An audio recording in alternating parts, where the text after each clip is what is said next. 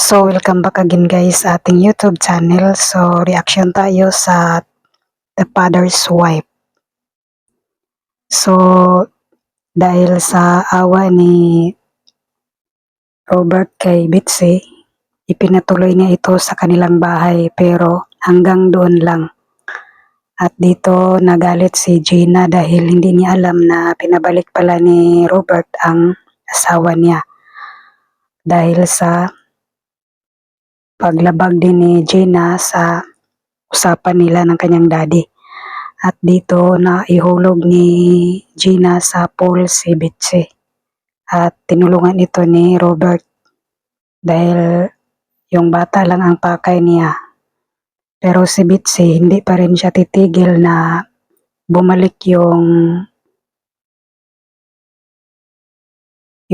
pagtanggap ni Robert sa kanya.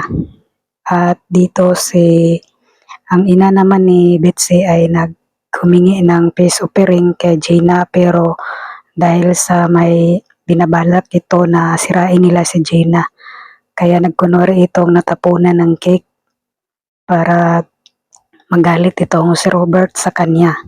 At dito nagpasya na din si Bitsy na kailangan i-dispatcher na niya yung mama niya dahil ayaw na niyang magpa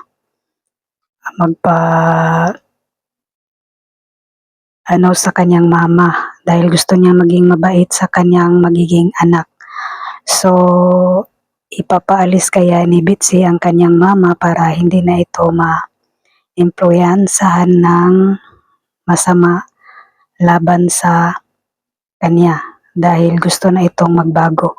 O totoo na kayang nagbago na itong si Bitsy? So yun lang ang topic natin ngayon guys sa My Father's Wife. Thank you so much for watching. Thank you guys.